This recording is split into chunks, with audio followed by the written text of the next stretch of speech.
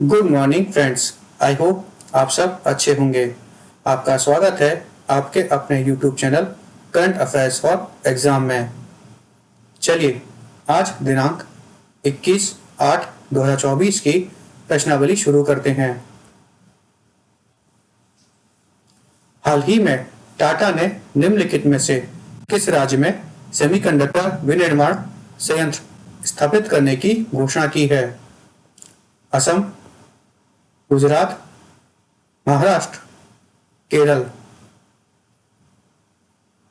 इसका सही जवाब है असम। हाल ही में टाटा ने असम के मोरीगांव में सेमीकंडक्टर विनिर्माण संयंत्र स्थापित करने की घोषणा की है। सेमीकंडक्टर प्लांट टाटा समूह और Taiwan foundry power chip semiconductor manufacturing Corp के बीच एक सहयोग है। इसकी क्षमता प्रति माह 50,000 वेफर की होगी। चलिए अगले प्रश्न पर आते हैं। निम्नलिखित में से किस संस्था ने निवाहिका नामक वेब पोर्टल लॉन्च किया है? NIT Warangal, NIT Calicut, NIT Durgapur, NIT सूरत। इसका सही जवाब है NIT कालीकट। NIT कालीकट ने निवाहिका नामक वेब पोर्टल लॉन्च किया है। निवाहिका संस्था के डेटा सबमिशन की सटीकता और स्थिरता में सुधार करेगी और राष्ट्रीय रैंकिंग में मदद करेगी।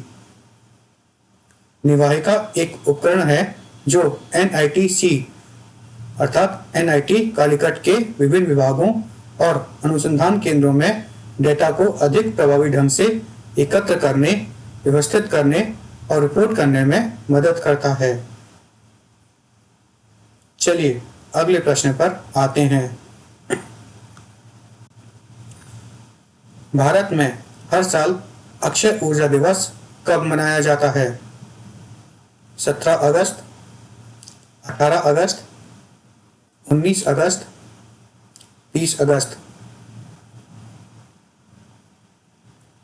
इसका सही जवाब है 20 अगस्त। भारत में हर साल 20 अगस्त को अक्षय ऊर्जा दिवस मनाया जाता है।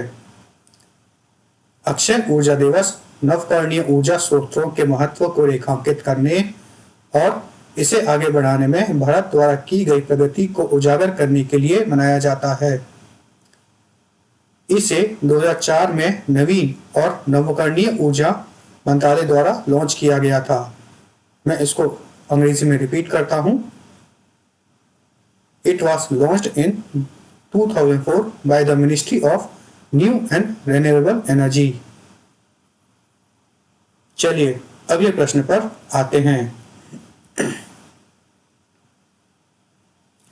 निम्नलिखित में से किस राज्य सरकार ने स्थानीय निकाय चुनावों के लिए 2 बच्चों की नीति को समाप्त कर दिया है? तेलंगाना, आंध्र प्रदेश, कर्नाटक, केरल। इसका सही जवाब है आंध्र प्रदेश। आंध्र प्रदेश राज्य सरकार ने स्थायी निकाय चुनावों के लिए 2 बच्चों की नीति को समाप्त कर दिया है। चलिए अगले प्रश्न पर आते हैं। हाल ही में निम्नलिखित में से किस स्थान पर ग्लोबल मेडटेक समिट 2024 का आयोजन किया गया?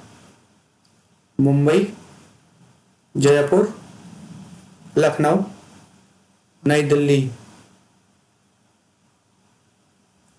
इसका सही जवाब है नई दिल्ली। हाल ही में नई दिल्ली में ग्लोबल मेडटेक समिट 2024 का आयोजन किया गया। कॉन्फेडरेशन ऑफ इंडियन इंडस्ट्रीज अर्थात भारतीय उद्योग परिसंघ द्वारा होटल ली मेरिडियन में ग्लोबल मेडटेक समिट 2024 का आयोजन किया गया। चलिए अगले प्रश्न पर आते हैं। टेन सू सान को निम्नलिखित में से किस बैंक की पहली महिला सीईओ के रूप में नियुक्त किया गया है?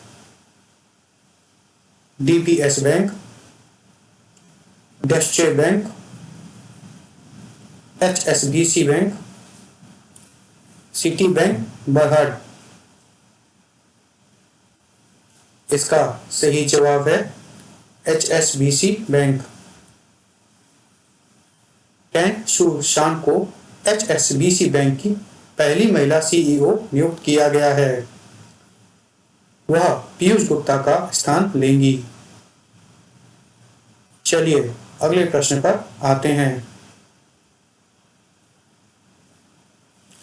उदार शक्ति 2024 अभ्यास भारत और निम्नलिखित में से किस देश के बीच एक संयुक्त हवाई अभ्यास था?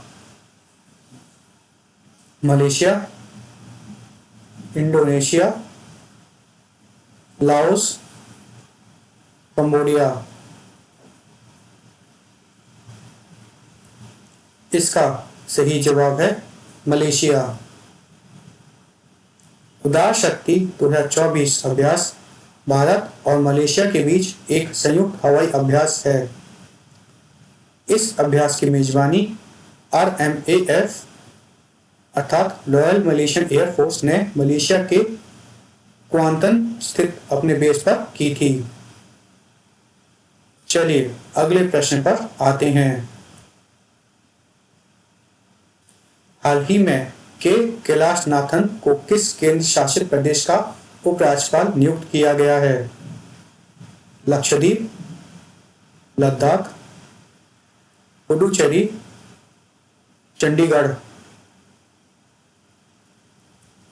इसका सही जवाब है पुडुचेरी। हाल ही में के कैलाशनाथन को पुडुचेरी का उपराज्यपाल नियुक्त किया गया है।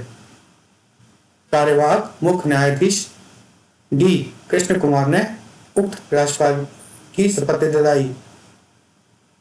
चलिए अगले प्रश्न पर आते हैं। राजस्थान की पहली विमानन अकादमी निम्नलिखित में से किस जिले में शुरू की गई थी? बाड़मेर, जयपुर, कोटा, अजमेर।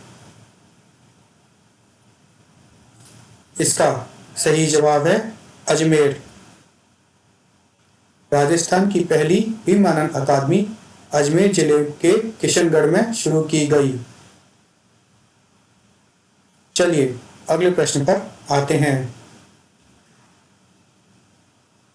CS सेठी को निम्नलिखित में से किस बैंक का अध्यक्ष नियुक्त किया गया है? State bank of India, Punjab national bank, bank of Baroda, bank of India. इसका सही जवाब है state bank of India. CS सेठी को SBI का चेयरमैन नियुक्त किया गया है। फाइनेंशियल सर्विस इंस्टीट्यूशन ब्यूरो ने चल्ला श्रीनिवासुलु सेठी को भारतीय स्टेट बैंक के अगले अध्यक्ष के रूप में चुना है। फ्रेंड्स, आज का सेशन यही समाप्त होता है। आपको हमारा सेशन कैसा लगा कमेंट करके बताइएगा तथा लाइक एवं सब्सक्राइब अवश्य कीजिएगा। धन्यवाद।